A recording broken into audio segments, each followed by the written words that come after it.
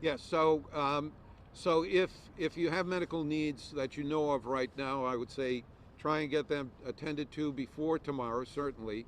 But during the storm tomorrow, there are provisions for emergency vehicles and emergency medical emergencies to be allowed to be on the highways, and that's what I was saying. In order to clear the way for those kinds of emergencies to safely travel on the roads, a ban may be necessary to do that, and certainly at different times of the day, the state police are always available and will respond to those kinds of emergencies and we'll work closely with them to make sure people stay safe and are attended to properly.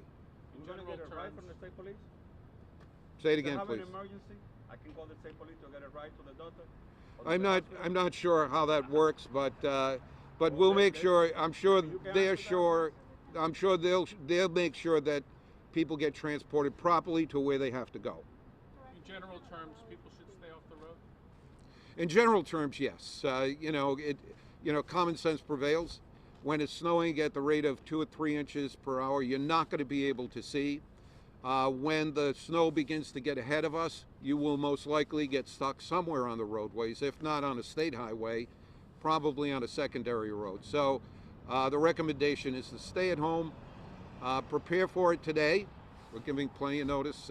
Prepare for it today, and then just plan to stay in place tomorrow. Director, do we have an apparatus count, including subcontracted work?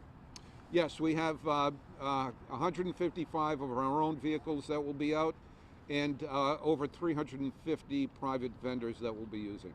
And then, Is that enough? That is enough.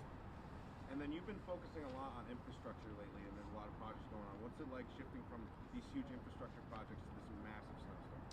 Yeah, so it's actually two different teams. We rely heavily on private contractors to do our construction, but all of our construction zones have emergency procedures that they put the construction sites in a state of readiness to allow us to be able to get in there and clear the snow.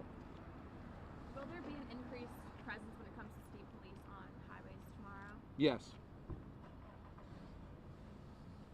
Can we get a state police? Yes. Yes. You want to say a few words?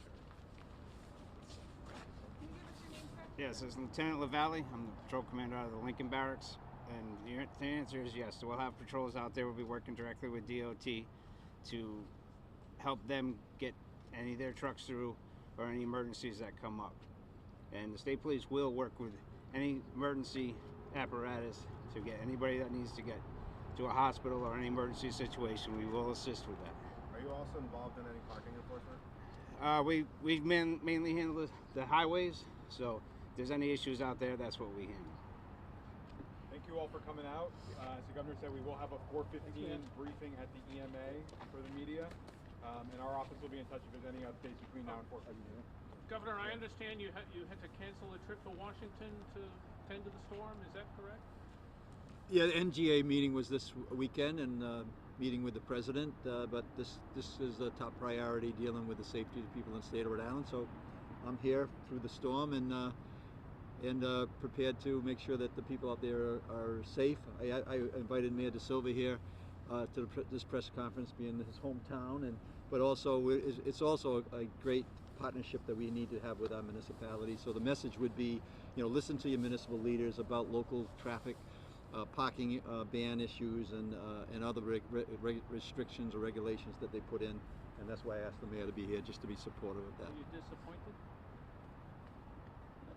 Do I like snow? Are you disappointed about having to cancel your trip to No, Washington? no. I mean, we know that this is ratcheted up over the last 24 hours. We've been very flexible in terms of what that meant to us. If it didn't snow, I would be meeting with the president this weekend and lobbying on behalf of the people of the state of Rhode Island with the administration.